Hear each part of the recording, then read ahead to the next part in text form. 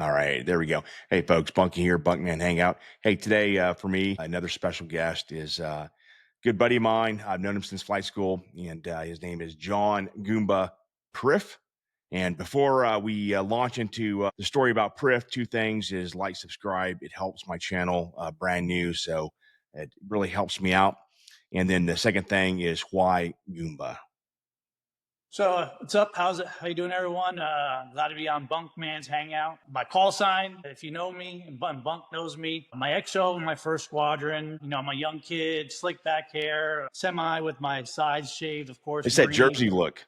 Yeah, Jersey look. Goomba, Yeah. of course, looking kind of North Jersey. Well, he used to yell up in through all the hallways when he wanted me. Hey, Goomba, get your ass over here! And he used to yell all the time. And I had of course. Bunky knows I got at a T-Bird, Ford T-Bird, and he thought that was more Italian. I'm half Italian. So he would just yell that all the time. So when the call signs came out, that was everybody was like, okay, you're already Goomba. Everybody hears that like for the last 6 months to a year. So that's how my call sign came about, Goomba. And it stuck. And so when was that? Was that during the training command, or was that like your first squadron? No, that's the first squadron, 97. First squadron. Okay. All right. Dude, awesome. All right, brother. I tell you what, we're going to make this very simple. And just real quick, a brief bio, where you're from, grew up, college you went to, and then why the Marine Corps and why aviation. So on you, buddy. Go. So, yeah, grew up Northern Jersey, of course, like I said, a small town, Elmwood Park, New Jersey. I went to school there, high school, and then off to college called Dowling College. It was an aviation college, but it's now defunct, so don't get me on that. My diploma is probably not worth the paper it's written on anymore. Okay. But the earliest I known from wanting to be in the military and aviation was, I don't know, when I was young, all I can remember was watching shows with my dad, military shows, Baba Black Sheep, Hogan's Heroes, the movie on TV movie Midway, and all those, anything that we can find, we would watch together. He was a P-51 lover. I was a Marine F4U Corsair. Of course. Black Sheep. I used to love those aircraft. Always wanted to fly. So basically, I was a mess. I messed around in high school and college. Grades weren't great, but that was always my drive. I wanted to fly. And so when I got to college, the OCS programs were showing up, and the Navy, of course, they didn't have the guaranteed flight contracts. There was an Air Force ROTC on the college. They didn't have any guaranteed flight contracts. And then, of course, got the Marine coming up saying, hey, we got flight guaranteed contracts. Just sign up for OCS. You'll get paid even, during the time in college. And all you got to do is pass the ASVAB, pass your physical, and you'll be signing on a dotted line for the flight contract. And the only thing you had to do was graduate college, get through the basic school, TBS, and you were going straight to flight school. So pretty much the how it came about, getting into the Marine Corps flight program. Now, does that program still exist? Do you know? Yeah, I think it still exists. The Marines I don't know if the Marines are the only ones that still do that. They guarantee flight contracts as you signed up for like OCS. Okay. Yeah. I mean, I'm not sure if the Navy ever did that. It doesn't ring a bell. I knew a guy who I went to Cal Poly Pomona with, and he was that program. And even though you're guaranteed he went to TBS and although he made it through, I guess he wasn't considered good enough for aviation, and they yanked it from him. Yeah, so, that's probably a worst case scenario of someone who's really like the bottom of the bottom. Yeah, and I think it has something to do with officer-like qualities. Yeah. Yeah. So for us, there was nobody like that. Actually, there was a fight for like the last few contracts that like from the Naval Academy, they didn't have flight contracts, and there was other people that came and didn't have flight contracts. And in my class, there was only say like 4 or 5 openings left. So everybody was fighting. The people who wanted flight were fighting for that. And, and Proctor, Brian Proctor, he was the last one to get that last flight contract. He had to pass his swim, and he's from the Naval Academy, so he was sweating it all the way to the last minute. So that that's the program the Marines have, and it's pretty damn good. Okay, great, man. And so you graduate what year? For college, it was 93. 93. Okay, yeah, I was March 93. So you go to TBS from TPS, then you go to Pensacola, right, for API? Yeah. So right, Okay. 6 months the basic school, and as soon as you're done with that, you had a little bit of time. We went back to our OSO office, but then as soon as the flight school openings were open, we all drove down to Pensacola. Okay. And did you stay at Whiting or did you go to Corpus? Yeah, I went to Whiting the whole time. Okay. That's where all the T-34 and the Bell helicopter was there. Okay. And I say that's when we met when you were advanced helo, I Yeah. think, and then I was in Corpus and I came back to Pensacola for advanced jet out of BT4 out of the main base there in Pensacola. So folks, Priff used to live above me, and Yep. was it you or Proctor who played those drums? It was It Proctor, was right? Proctor. He was a Yeah, drum dude. yeah, freaking dude. They're like 6 in the morning. You get up and start playing those drums, and yeah, Yeah, it was like nonstop throughout the day too. Anytime we yeah. got a chance, it was just, Yeah. I remember that. I ran into him. It was at I think it was Women in Aviation at the time when I was trying to go airlines and stuff. And he actually was still active duty. I think he was a light colonel then, and yeah, he was in charge of something. But yeah, so yeah. He retired a colonel, so he did pretty well. yeah. God bless him, man. So you get winged, and were 53s your first choice? No, I didn't care what airframe I wanted. I wanted West Coast.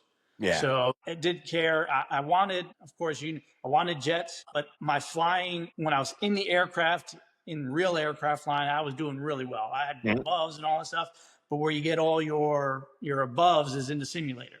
Mhm. And the simulator, those, they called the four horsemen. I don't know if you remember the four horsemen. I think I got every single one of them. And you would go in there and you would fly a great flight. They wouldn't say a word, and all of a sudden they'd like even me out. And like even me out is like two belows in simulator land. Now I never, yeah, because I went to Corpus, but I had heard about the Four Horsemen. I mean, I've heard them. I mean, since then, my roommates they all went to Whiting, and yeah, that's what I had heard about them, and no one They wanted them. weren't good. So yeah, so my aboves, I didn't have as many aboves to get jets. So I was like, okay, I'm gonna go West Coast no matter what anyway. So yeah, I didn't care. I did like Cobras, I think maybe Hueys, 53s, 46s, Okay, and then I didn't care. And then I actually, I'm really actually to this day, I'm super glad that I got the 53. It was pretty much one of the best choices I probably could have had for my whole career. I really liked the aircraft. It was pretty damn good. yeah, it was a bat, dude. It's just a badass looking helicopter. It's my favorite. I've ridden a helicopter twice in my life. So as a midshipman, oh yeah, there it is, man. I was in CH-57, and then when I was going from I was in Bahrain, and the ship was leaving to go to port visit to Dubai, and I hitched a ride on a 53. It was one of the it was a Navy 53 though, and Navy. Yeah. we went out. Yeah, so I got the ride on that bad boy. All right, so flight school's done. You select 53s. You go to the RAG, and that's on the East Coast, though, right? Yeah, North Carolina. Carolina, okay. But out of there, now you're going West Coast. Yeah. At that point in time, you already know where you're going. Okay. The only cool thing about the RAG, just to mention this, was my XO was the pilot that picked up Sean O'Grady, Air Force dude that was Yeah, who after you shut down? Yeah, Bosnia. So yeah, we all knew that was cool. Everybody's like, "Oh man, this guy's got we're flying right, with the right. hot shit dude, man." But Pretty yeah, awesome. he was one of the guys. And then after that, yeah, as soon as we're done, you head straight to the West Coast, Miramar, or And actually it was Tustin El Toro it was in that area. Tustin, right? Yeah, and then moved to Miramar. What squadron was that on the West So Coast? yeah, went to HMH 462. Okay, Awesome. All my buddies were, that came with me at the same time. We're all friends, young lieutenants and captains, and a right. pretty awesome crowd that got together there and got a great squadron. Love the squadron. I think that was what helped me out a lot flying was we went to a damn good squadron and tactically they were really good. That's over half the battle, man. If you go to a squadron, so I was in San Diego, the same time when you were out there, BRC 30, and there he is, the C2, and the CO, may have been great or not, but especially if he wasn't, if you had a great bunch of JOs, which we did at BRC 30, man, it makes it an amazing time. Yeah. No, that's dude, that's part of lasting memories and making something that could be unbearable absolutely bearable. So Yeah, good times. Tactically, like I said, yeah, we were flying. what kind of missions Night, did you do? Yeah. yeah, we were nights all the time, Mm, goggles all the time, and that's what you do in war. After I found out later on, that's right. all you do in wartime is nighttime and just goggles all the time. So it actually extremely helped my training out a lot by doing that. Now, how many years? I know the Marine Corps, that they don't operate the same as the Navy. It's like, we go to a sea squadron, it's 3 years, and then we do a shore tour, it's 3 years. So, how many years were you with your first squadron? Yeah, so I kind of manipulated it the way I bestly could keep in the squadron. So 3 years HMH 462, and if you do a bad tour, you're able to come back in really quickly to the same squadron, or at least one of those 53 squadrons. What's a So I bad tour? I took the air officer forward air controller tour up in 29 Palms for a year. So Oh, that so okay, so a bad tour is like a hard tour, like yeah, yeah, okay, nobody gotcha. wants. Yeah, something that nobody wants to do. Yeah, and that's out at 29 Palms you went, right? Yeah, and that Okay. was my first year of marriage. So Michelle. Yeah, I do know Michelle. Yep, I was at So your wedding, buddy. Yeah. yeah, so I had to travel every week up to Okay. 29 Palms, 3 hour drive or so, and then Yeah. on Friday drive back. So that was my first year of marriage. But yeah, to do a bad tour, it helped me come back to HMH 462, Okay.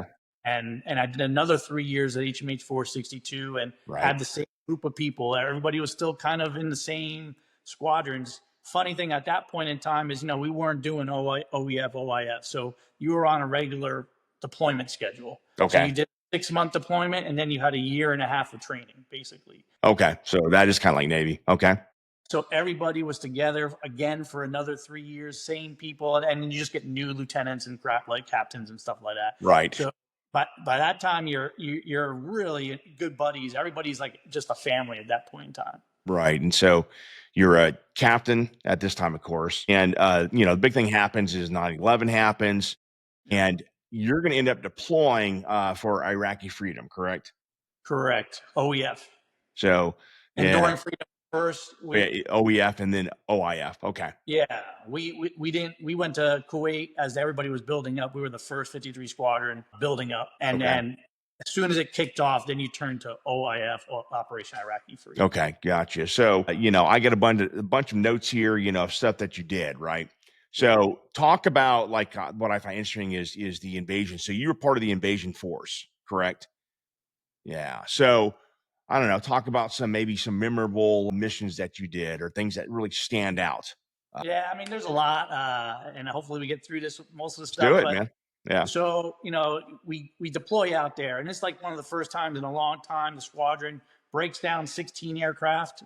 Take the rotors off, the transmissions out, the tail pylon. We all pack them in the C2, C5s, Mhm. and then we all go to Kuwait International Airport.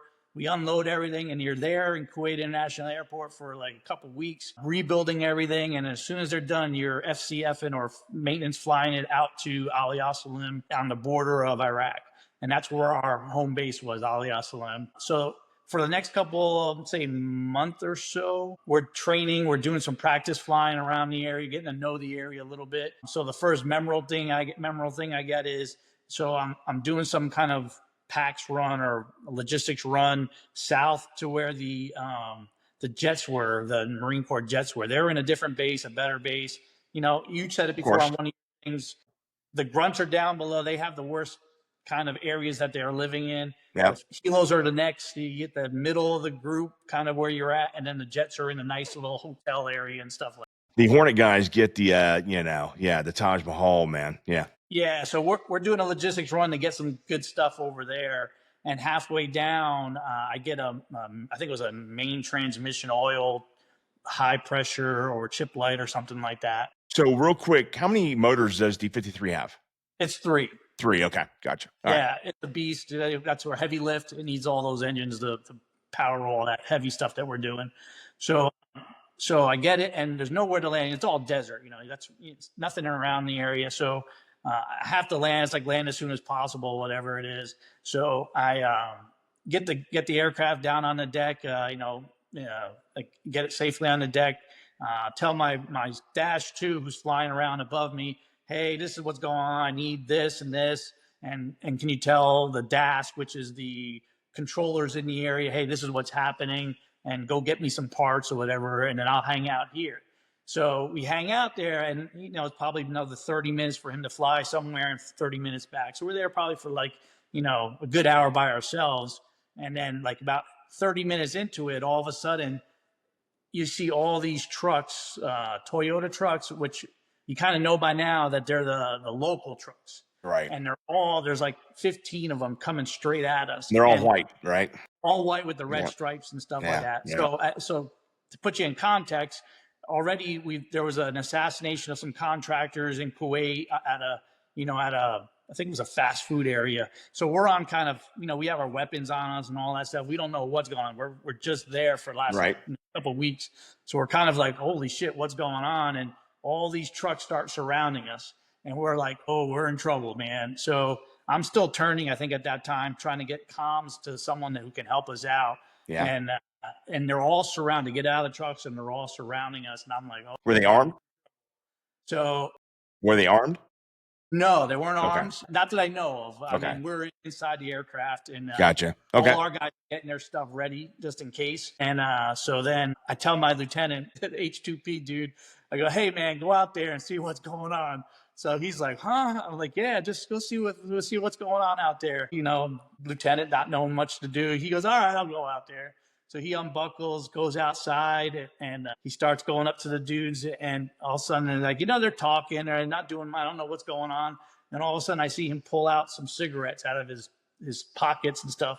And he starts giving cigarettes. And after he gave cigarettes to everybody, I mean, everybody was happy. Everybody was good to go. I'm like, all right, we're good to go. Yeah. So they were actually really cool. They wanted us, hey, you want to stay with us? We'll give you tea. We're like, no, Standard, we're trying. yeah.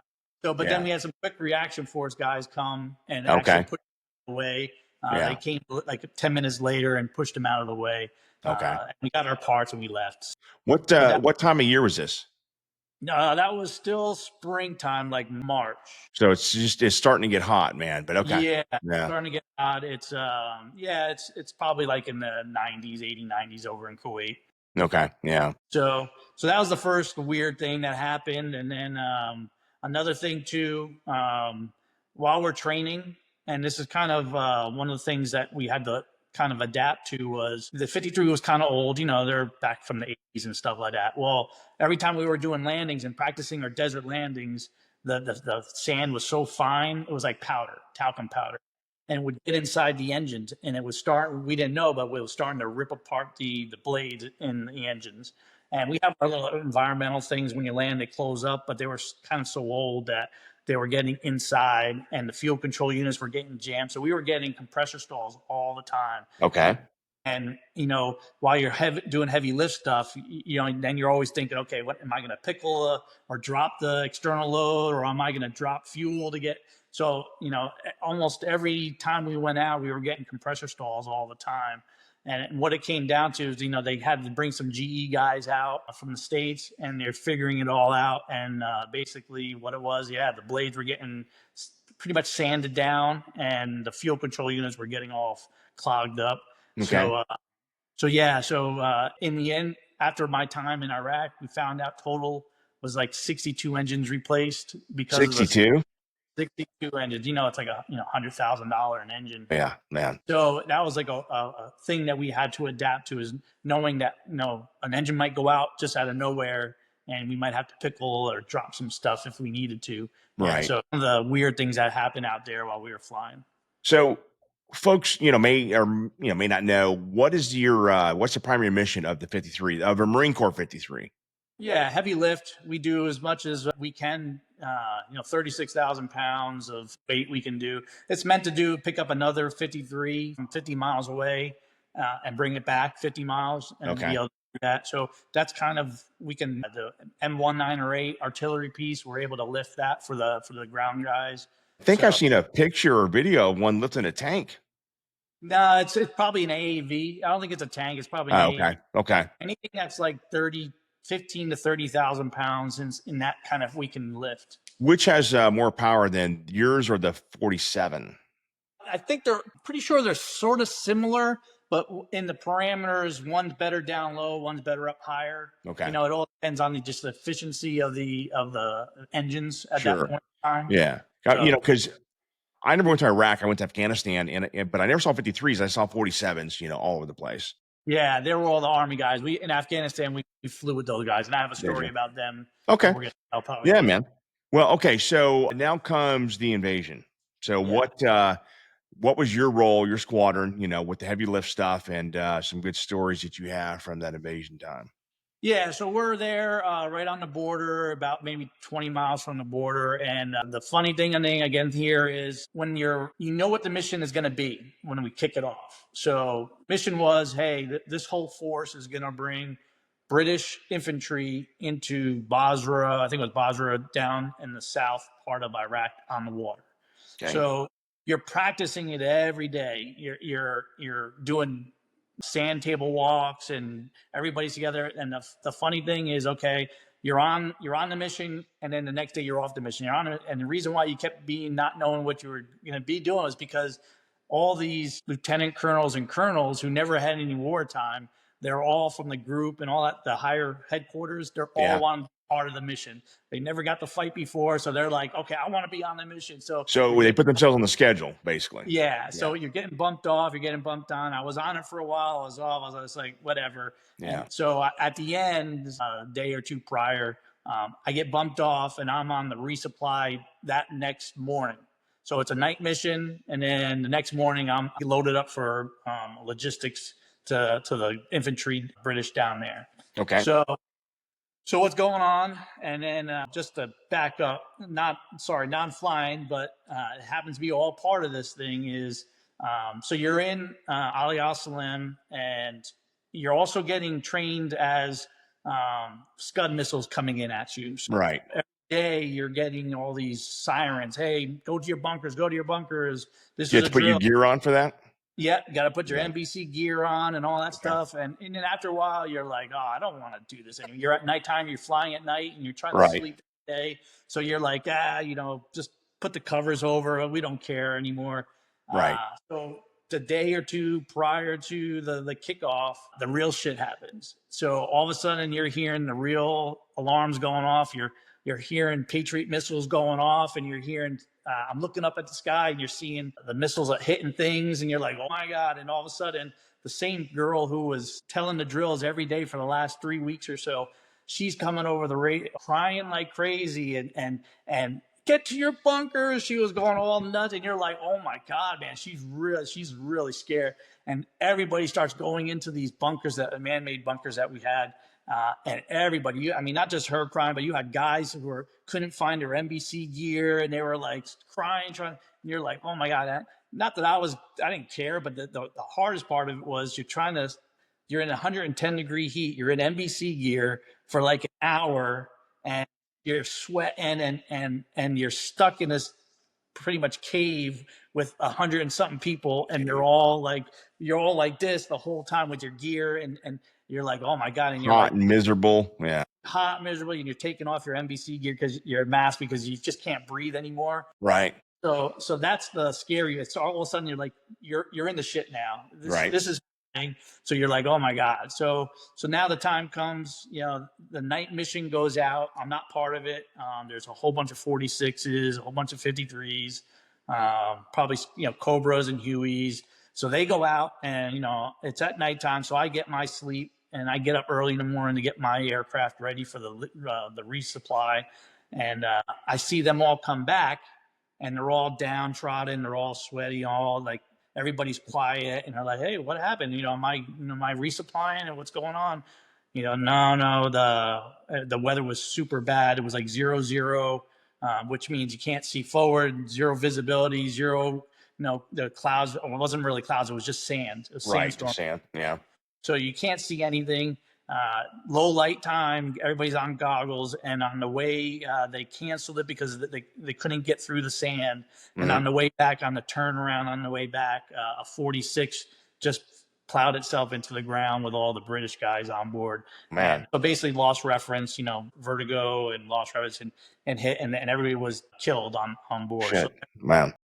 everybody's quiet. And so basically my logistic mission the next day gets canceled. The weather is just dog shit. It's really bad. Okay, And so for the next week, the higher ups, we couldn't fly. The weather was just too bad. And unfortunately, the Marines and everybody else were going forward. hmm So there's no one resupplying except their own internal resupply. And so we're like chomping at the bit to get going, but it's 0-0 out all the time. It's sandstorm. And so for like a week, we were like, everybody was like, let's go, let's go, let's go. And then the thing that kind of was like an eye opener was, okay, we're not going, but I think the Cobras and that, they were kind of allowed to get ahead a little bit because they stay down really low and they go by the terrain and stuff like that. And right, the ground guys needed them because all they were doing was shooting all their weapons, clearing yeah, the because there were supposedly tanks along the border and bunkers and a whole bunch of stuff. So they were helped clear the area for the grunts to get through. So okay, they were really like the only ones that I think were flying at that time because they, the grunts needed them to help to get through. right, okay. So yeah, the next time I know I get my chance to go and it's still really bad. It's like 0-0. Can't really see too well. We get up and we start going out to pick up some logistics stuff. Now, it's just night or day? This is night. It's all Okay, nighttime, all night flying. Okay, all night flying, and it's hard to see. You're in the desert, and from the desert's just like the water. There's no reference to the yeah, ground, and no horizon. easy vertigo if you're really not good at it. So we can't find the zone. We're looking, and there's nothing out there. It's all just desert. And can't find it. We're landing at different places. No one's coming out. And I was like, oh man! But about the time, because it's so hot out, my automatic flight controls started blinking red, and you can't fly at night or in instruments with your no AFCS. That's part of the NATOPS. Okay, So I'm like, oh man! But I was really like, this is one of my kind of decisions. I wanted to go, but I knew, could I fly? Yeah, I can fly without AFCS, but it's part of NATOPS. You're not supposed to do that. And you're it's a lot like, more difficult, man. When that kicks off, and yep, and you want to help the Marines. Go to the basic school.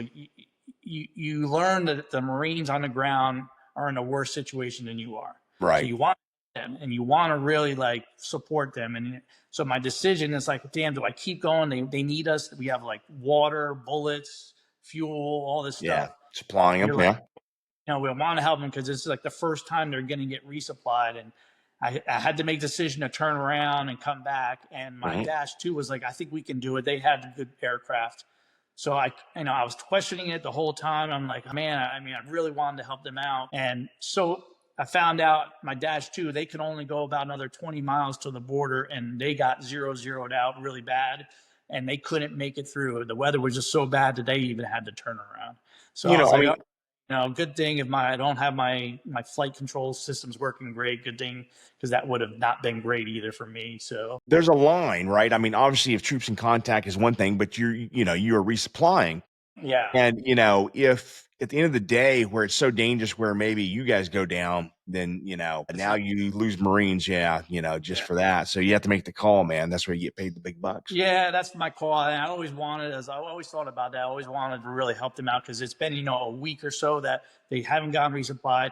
I'm feeling it too. I'm freaking hot and thirsty half the time, but they Yeah. got nothing. They're probably like just the worst case scenario you can ever think of. Right. And you just Yeah. want to help them out, but you can't.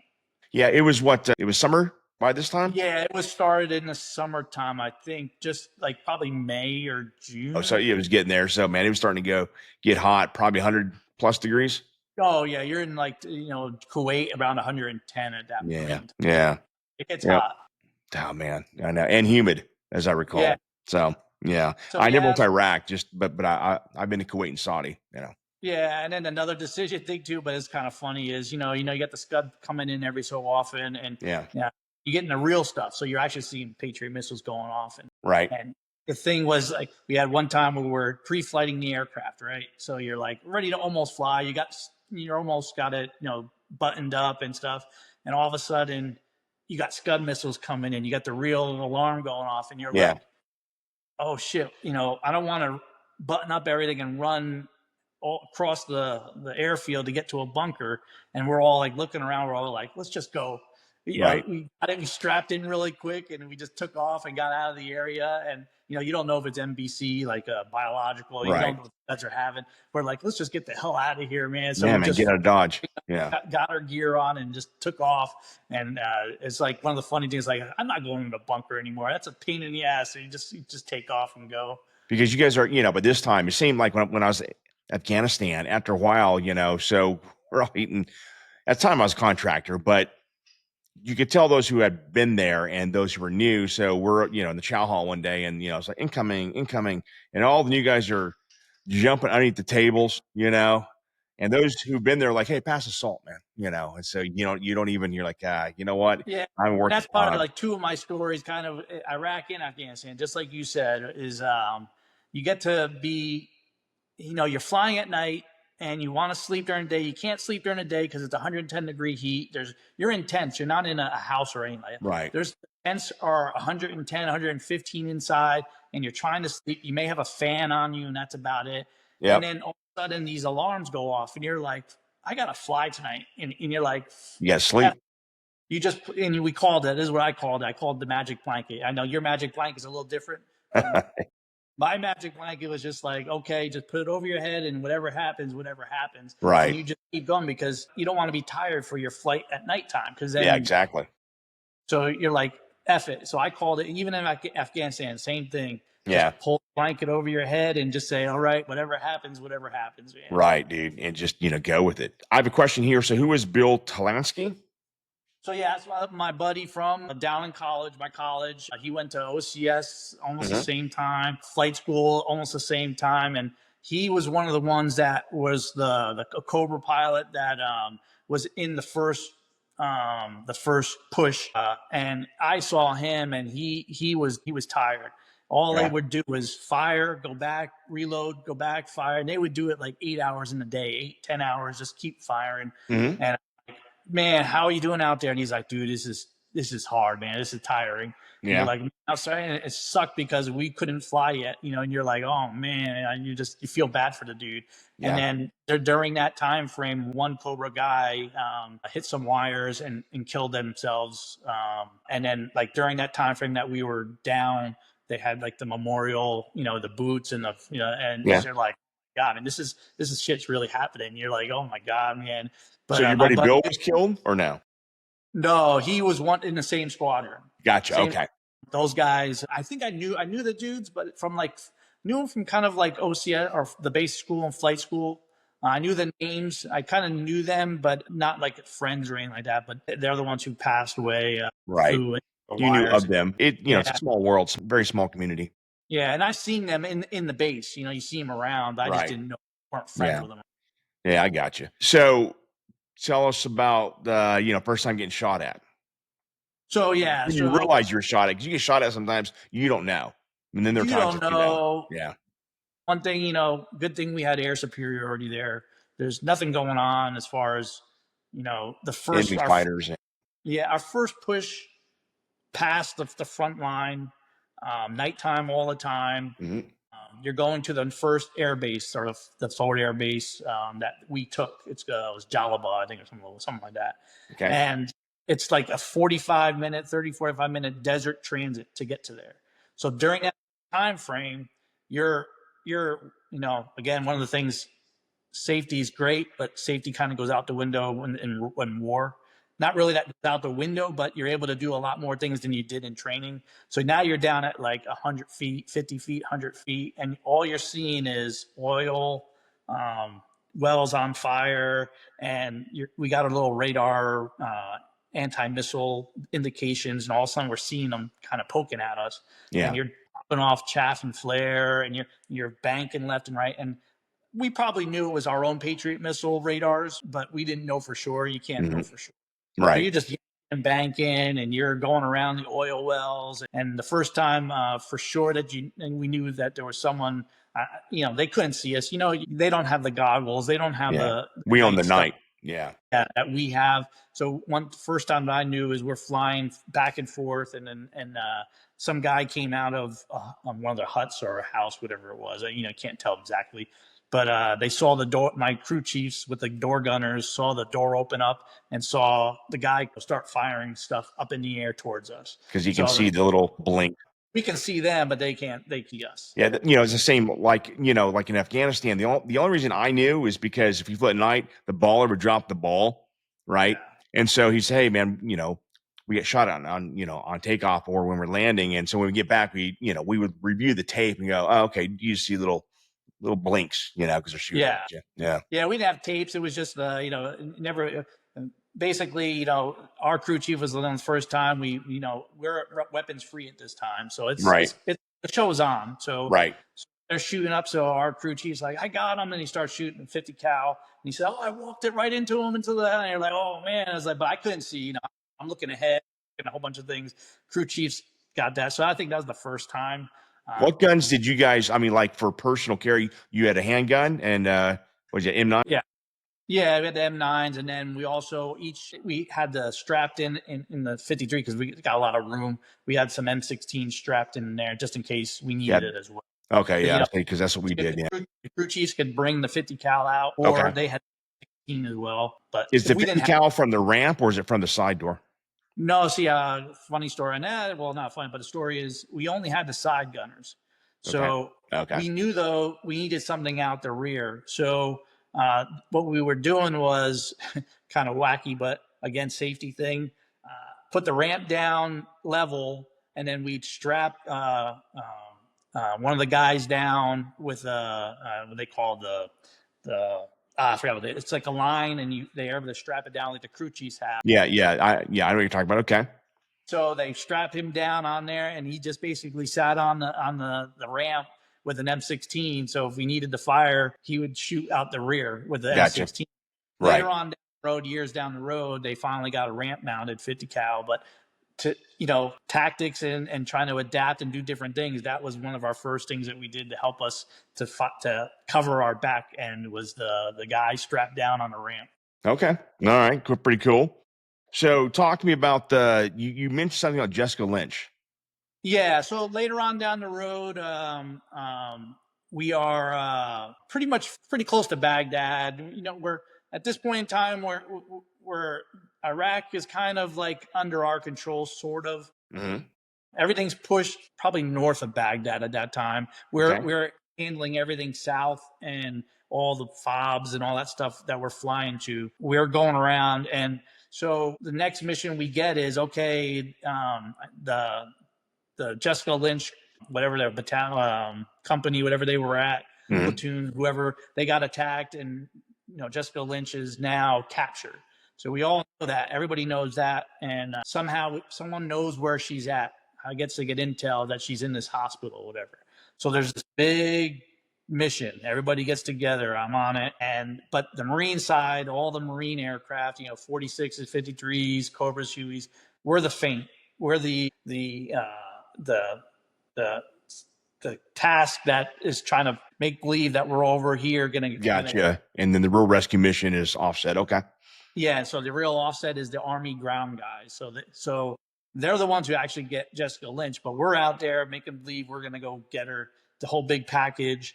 And no, nothing really crazy, but on the way home, nothing going on. We all land, everything's good to go. And I see one of my buddies that I knew from OCS and flight school, and he's like, "Oh my god, man!" I was like, "Oh, that was nothing." He's like, "No, man." He's like, "Dude, I almost died." I go, "What? How'd you almost die?" And he's like, of course, again, we're low. We're at 50 feet, 100 feet. We're flying around really low. And he's like, damn, I hit a wire and I almost flipped over. And just as I was about to crash and flip over, the line burst and I was able to kind of right it and get out. And Man. he's like, look, and he brought the oleo strut from the rear main landing gear. And like he showed me, and it was cut halfway through. Oh my God. And the wire finally broke, and he was able to kind of right it and kind of come home. So Man, that's crazy. you never know. I mean, it might have would have hit the cockpit. He would have been dead, or Exactly. that's Would how. have sliced right through, man. Yeah. That's insane. So yeah, he was lucky, and that was the only crazy thing on our end on the Jessica Lynch kind of retrieval. The Army had all the good stuff. They got her and all Of that course, stuff. yeah. I mean, and they're getting their own person. What about you said you had some bird strikes? Yeah. So again, safety. You want to fly, you want to stay low. You don't know if the missiles are going to be, if you're high, missiles are going to get you. So Right. we're allowed to be low. We're allowed to be as low as we want, As low basically. as you can get. Okay. So the main thing is, we're going up and back to Baghdad and all the fobs and stuff like that. So you got the Euphrates River, right? So it goes all the way from kind of pretty much Jalaba, the Iraq first base, all the way up toward past Baghdad, even. Right. So one of the cool things is we would fly up the Euphrates River as a section or a light division, and we'd be down doing like 140 knots right next to the water. We'd actually be making waves. That's how close we were to the water. And what we found out is, you got combat crews. Dash 2 and 3 are about 5 rotors apart, and you're That's flying down. close. Yeah. You're flying down the river, and what happens was lead would be scaring birds, and Dash 2 and 3 would get a whole bunch of bird strikes. Okay. So you're like, oh my God. And we found out, okay, now that tactics, if you're going to do that, you can't be combat crew. You have to be like in line because the Right. birds. So every time we would come back to the base, you look for, first off, you would look for bullet holes because you got better points for your air medal. So Right. you're looking for bullet holes. Hey, I was in combat. I got shot at. So did you ever have or find bullet holes in your Yeah. Oh, deal? yeah. Found a couple here and there, but Okay. the main thing was you'd find birds lodged in the skin of the aircraft, and you're Right. like, oh. But I think we hit more bird strikes than bullet holes half the Yep. time. Right. Yeah. I mean, birds are, dude, no matter where you go on this planet, man, birds are a freaking danger. Yeah, good thing they're only little ones though, not no big guys. Oh yeah, I mean, dude, we've all as aviators, especially you're flying down low, hit those small little birds. I actually hit a I think it was a golden eagle over Afghanistan. Yeah, and it damaged the back of the tail. Man, it was ridiculous, like $250,000 worth of damage. And that golden eagle was at 16,000 feet, and I hit him at night. And so, yeah, that was the biggest bird ever. And luckily, because it didn't hit the canopy, obviously, it just went above us. Yeah. What about like desert brownouts? What's that like? So yeah, so we trained really well in 462, and all we did was nighttime desert landings in 29 Palms, in El Centro. I mean, that's all we did. We did externals at night in desert areas, and it's the training we had was really good. But when you get over there, the sand was a hell of a lot different. Like I said, it was like powder, Right. and you would come on in and it would just envelop you all the time. And there's no reference. It's like in 29 Palms, there might have been rocks or a bush or something like that you can look at while you're landing. Yeah. And the dead, nothing. So it really was extremely difficult. You got used to it, but it sucked. But you would do brownouts. You come in, and if you're a flying pilot and you lose reference, you say, hey, lost reference. And if the second pilot had something, you'd switch controls really quick. So you'd be at 200 feet, 100 feet, 50 feet, and you might be moving back and forth, whoever has reference. Okay. And it's really tough. And the one time, at nighttime, 120-degree heat, for some reason, the winds weren't kicking up at night. So you would come on in, brown out, and kind of, and no one had reference. So you would do a missed approach, go back out. And as you're going out, you have no reference because you're all in just brown, just sand. Right. So you finally get about 100, 200 feet and you kind of break out of the sand and you try it again. But in Afghanistan and Iraq, if there was no winds, that powder would stay right in that same spot. And you really can't go anywhere else because you don't know if there's bad guys. You don't know if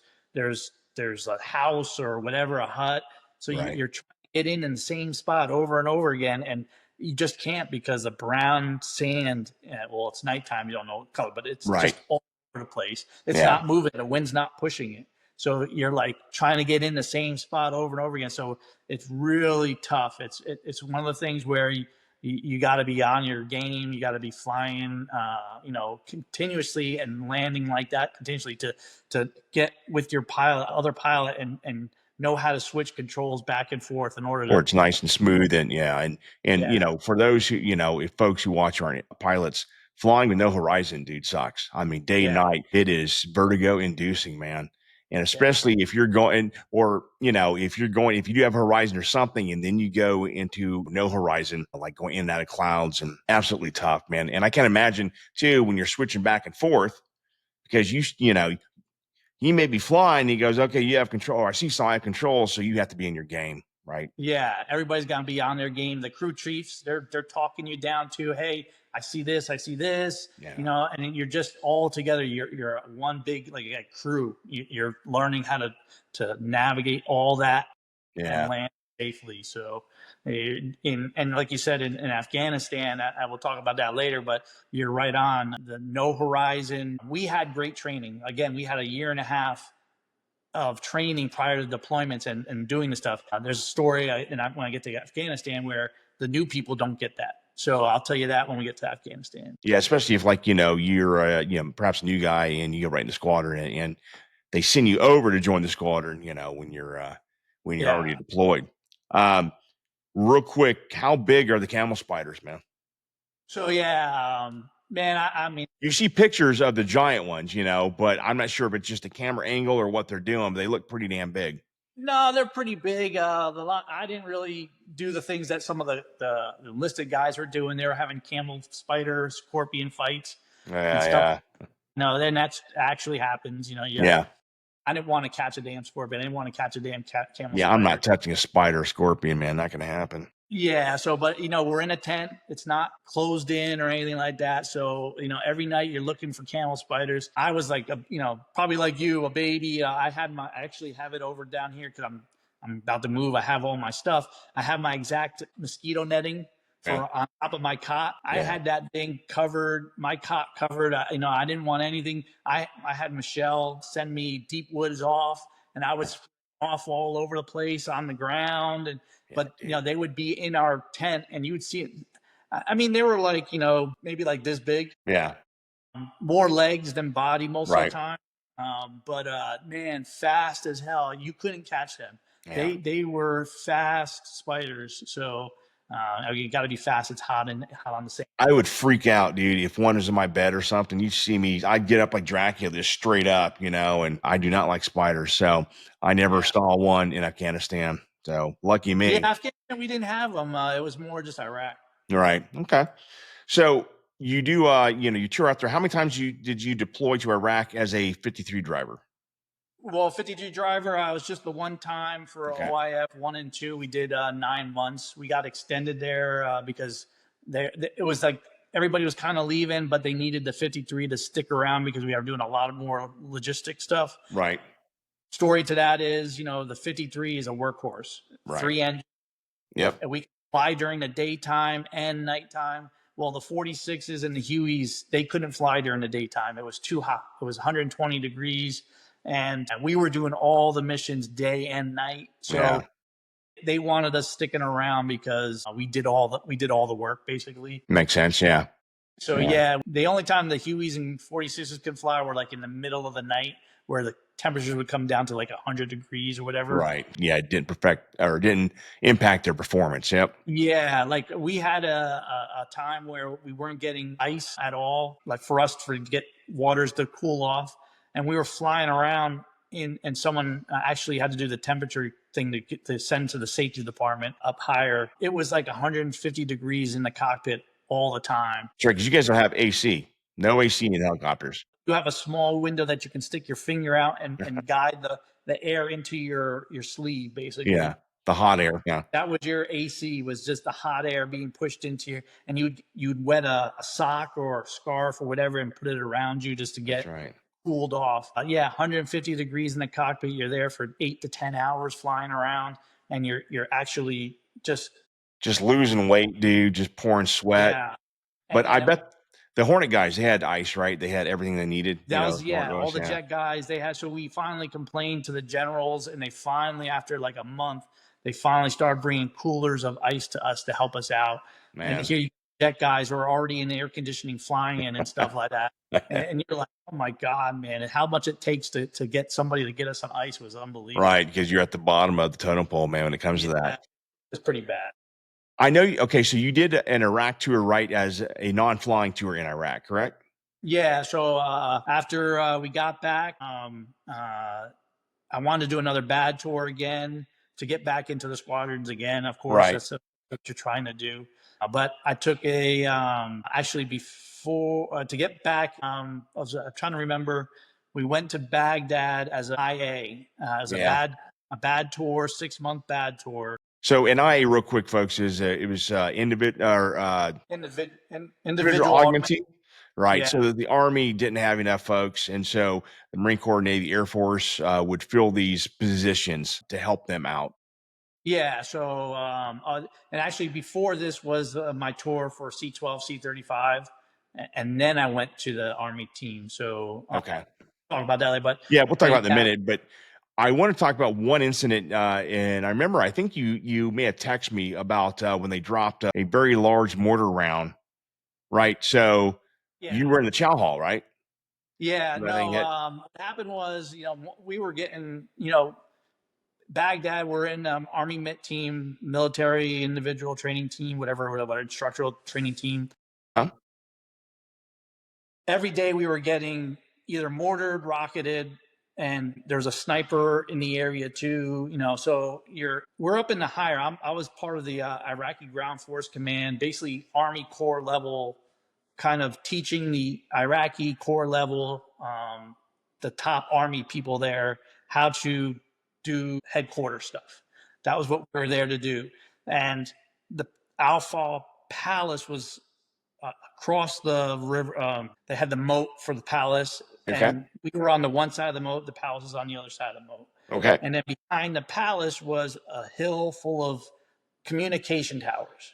Okay. So during this time, Al Sadr was being a pain in the ass. He wanted to show how strong he was, and he just was lobbing mortars and rockets at the. All he had to do was aim towards the towers on the hill, and we were in line. Our building was in line with the palace, and we were. So it's a good reference point for them. Yeah. Yeah. So they were just pointing that way and just lobbing stuff all the time. Okay. So when you're walking around, and the whole time there, you're actually looking for like little gutters or whatever, so that you can jump into in case something happens. So when you're walking back and forth, that's all you're doing is like just kind of paying attention to what's going on. There's also, you got videos on the secret side when we were of the sniper of Baghdad. Yeah. He was all around the area. So you're listening for any kind of sniper shot. What year was that? That was 2003, I think it was. Well, the invasion was in 2003. No, all right, 2000. Because your deployment was 03. Or 2007. Okay. Yeah, and you had sent me a picture, I remember, of this big crater, man. I mean, where this mortar round hit, or this rocket round hit. It was pretty big. Yeah, there was 3 or 4 incidences. So that was the biggest one. You had one that a rocket hit as I was walking home, the alarm went off. I hit the ground, and then just down the road, basically a block, a 107 rocket hit the back of one of the military trucks. Okay. That 2 Navy guys were in. I think it was Navy guys, and I walked by it, and the police just got there. MPs just got there, and there was 2 guys knocked out in the front of the cab of the truck, and an actual rocket lodged in the rear tire. Man, basically the concussion knocked them out, but they were lucky the rocket never went off. So lucky them. I was like just 2 minutes away from walking past that same spot. Yeah, the picture you sent me, you said what they believed was maybe the bus driver was sending coordinates because it exploded and killed the bus driver. Yeah, no, on that one, a lot of people got lucky on that one. The advanced party Army MIT team that was going to take over our Army MIT team actually showed up that day. Okay. And then they got off this bus, and they walked into our building, and I was in the back of the building, and all of a sudden I hear this go boom, and the whole building shakes. The sand flies all over us. And I had some guys, buddies that from the MIT team that were working out. We had like a workout area behind outside. And I actually thought they were dead. It was that bad. It Well, the shook so. picture you showed me too, all the windows are blown out, dude. Yeah, it Yeah. was bad. And I ran outside, and as I'm running outside to the back, they're coming from the back and running through the building going forward. I'm like, what's going on? I thought you guys were dead. And he's like, no, Yeah. no, no, in the front, in the front. I'm like, holy crap, in the front. So Yeah. we run outside, and 50 yards in front of the building where the bus was, that bus was destroyed. The crater was right there. Yeah. The Yeah. I saw the third guy picture. I remember. that was driving the bus was killed. Yeah. And there was a top Romanian general, the highest Romanian general that in the area. Okay. His leg got hit pretty bad, and the guys that were running forward with me, they jumped on him. And Army MIT team, pretty cool. Their Army has got a lot of cool stuff, and in every Army trouser, they had tourniquets and stuff to stop the bleeding. Right. You know, Marines, we don't have that. It's something that just we don't think about. I guess. Something that you should have tourniquets at all times. Yeah, every Army MIT team. So now after that, I always carry something around like that. They had to actually, when there was a point in Afghanistan, I was doing a driver's license test, and it was on the side where the old Russian base used to be, like their base ops and stuff. And we didn't really hear anything. We heard no alarms, but kind of felt a boom. So we go outside, and there was a truck, and there were two Air Force reservists, and this one girl, she was like an E3, dude, she's like E57, and the explosion shrapnel tore her legs off, and she bled out. Yeah, I mean, within under a minute, she bled out and died. Yeah, so they jumped on him, tourniqueted him, and they went to the hospital and stuff. And actually, he came back later on and actually gave them a Romanian High Award for his saving him. Sweet. So that was pretty cool. But yeah, the crater was huge. It was 50 yards away. Pretty much, I could throw a football like 50 yards. It was that far away. It landed.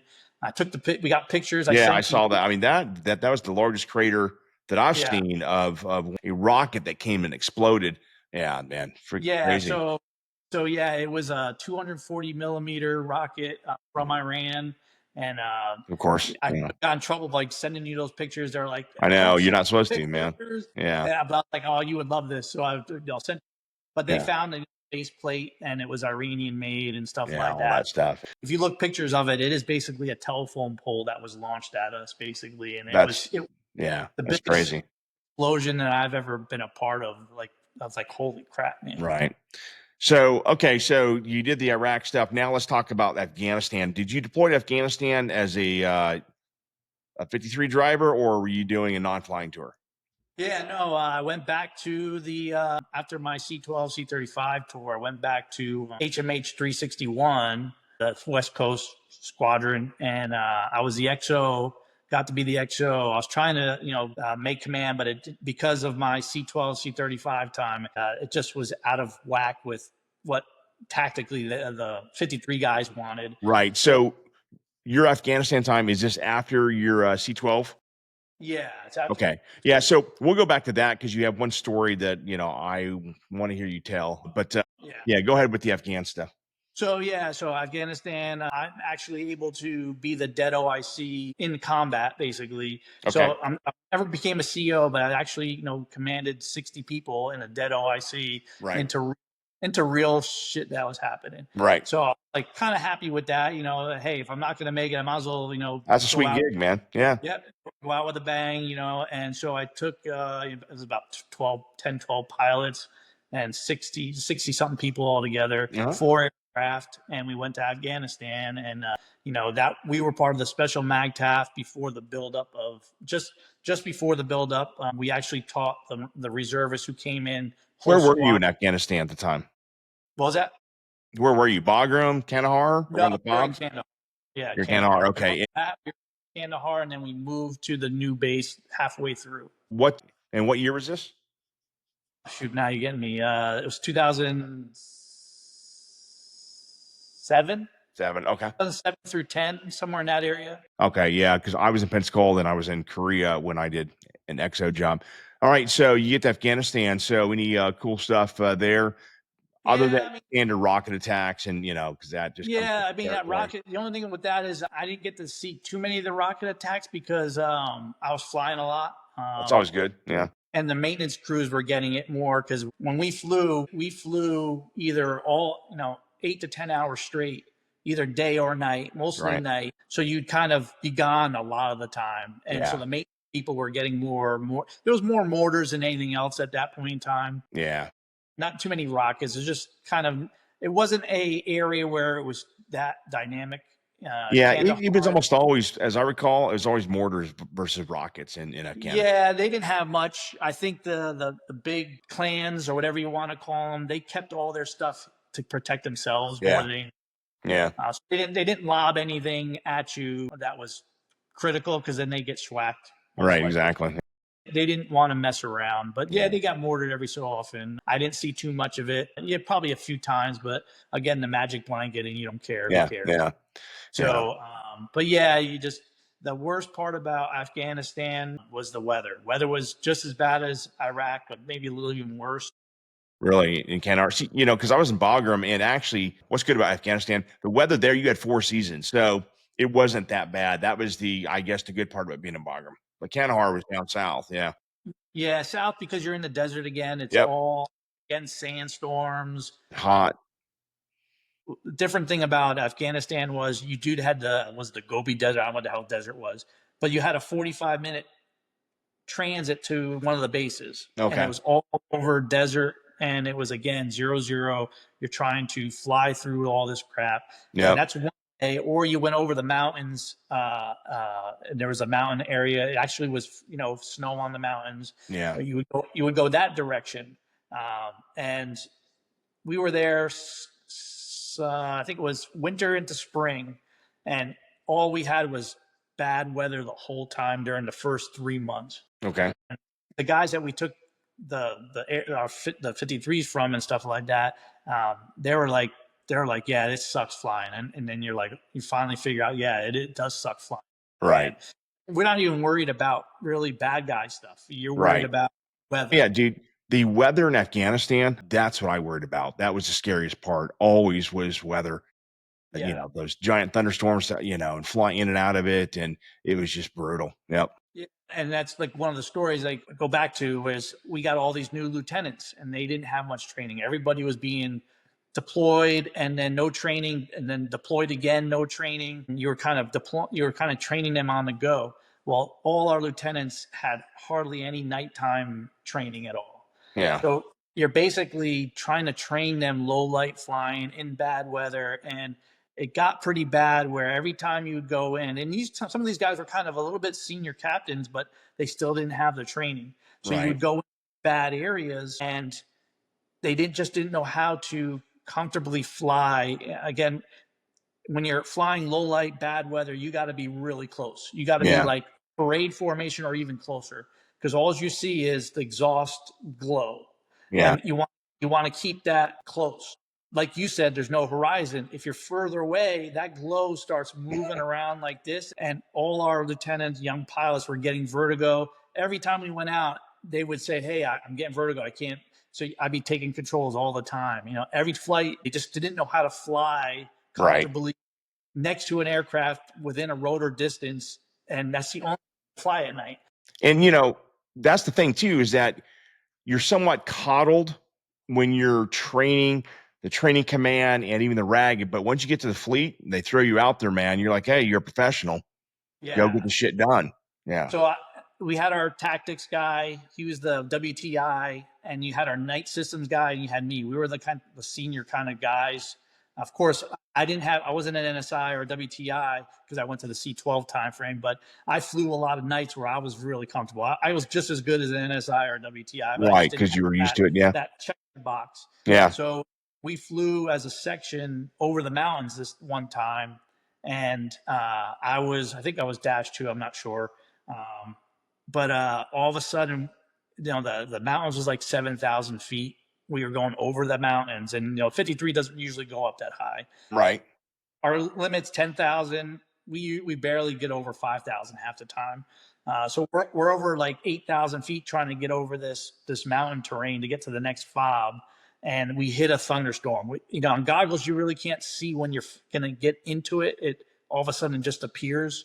And when you're low light and you don't see anything, all of a sudden, like you start not seeing the other aircraft. Yep. And then my co-pilot, young kid, was flying, and I'm telling him, "Hey, get in closer! I can't see. Getting closer, getting closer." And he can't do it. He's, "I got vertigo." Oh crap, man! So I grab it, I get into close to that, and all of a sudden, I'm doing good. And all of a sudden, we get 0-0. We can't see anything. We're in the middle of turbulence and rain, and we're right over mountains. Yeah. And I'm like shitting a brick at this time. I'm like, oh my God. And good thing, like I said, I'm C-12, C-35 time. I'm an instrument great pilot now at this point. So I go on my instruments. I don't even need my goggles in. I can't see anything anyway. Yeah. So I'm on instruments. I'm trying to keep straight and level and try to get away from the terrain, the mountains, and head home because I can't see a single thing. We do our tactical breakup, Yep.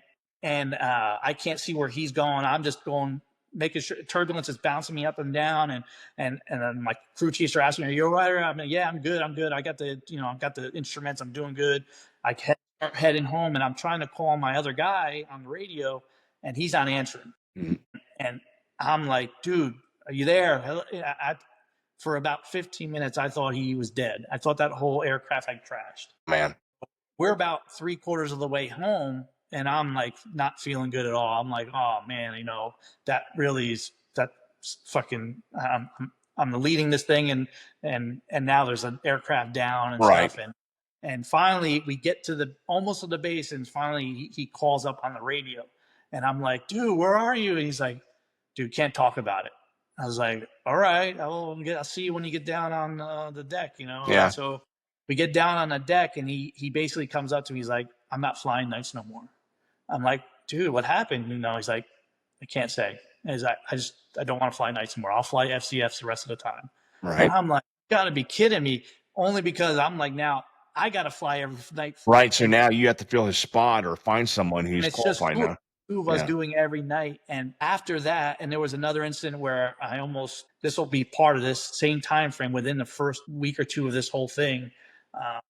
I go into an area, it's the forward line of only area in the world that there's a forward line of bad guys. And we have to go into a zone that's right there. And we can only go in at night and with Cobra support.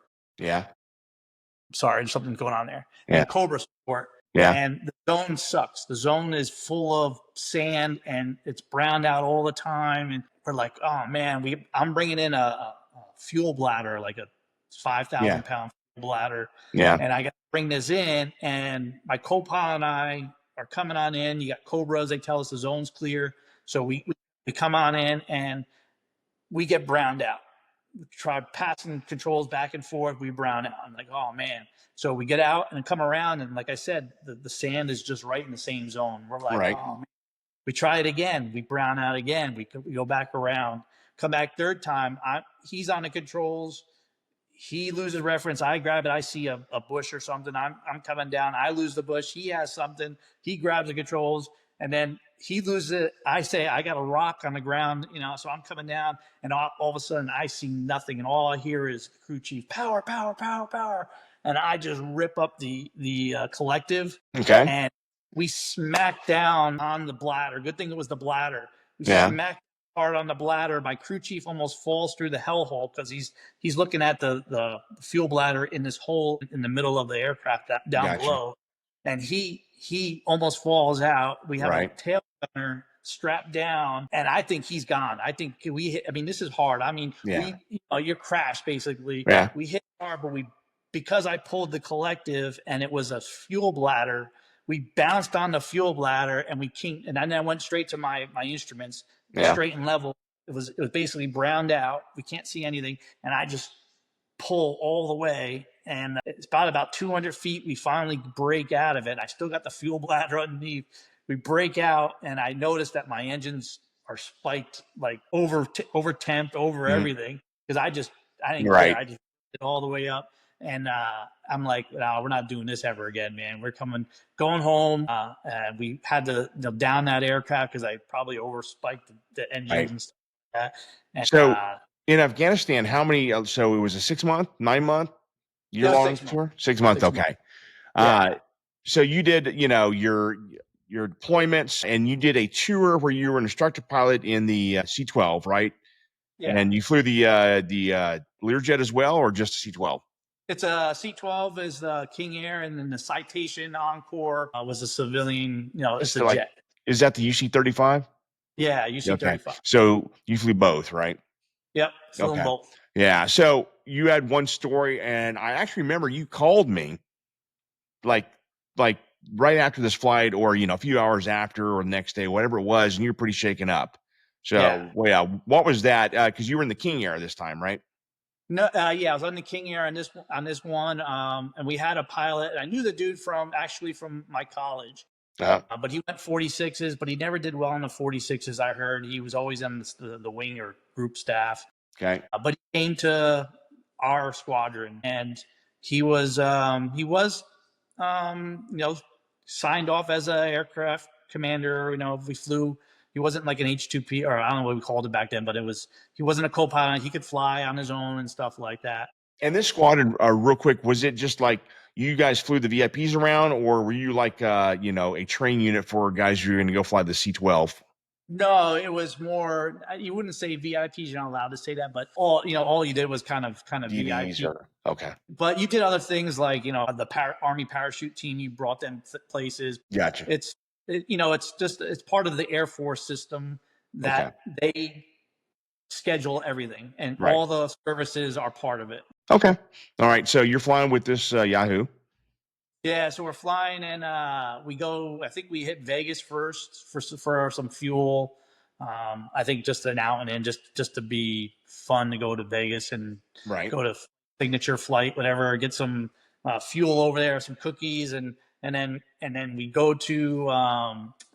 We were gonna go to Lemoore. Okay. So you're going over the mountains from Vegas to Lemoore on Yep. the west side. Yep. The weather starts getting bad again. Weather's always the worst. Always right, man.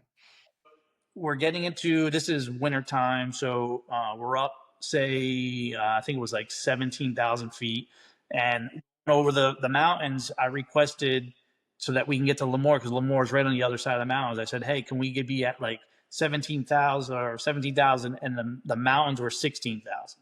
So Okay. we only had 1,000 buffer zone, whatever it was. Yep. And so we start going across. Vegas was nice, no big deal. But then we hit the mountains, and it starts being bad weather, all snow, icing all over the place. I'm seeing icing accumulate on the aircraft. So I'm waiting. I'm looking around, making sure I have enough ice to hit the boots, and you can hit this button, and the ice pops off. Right.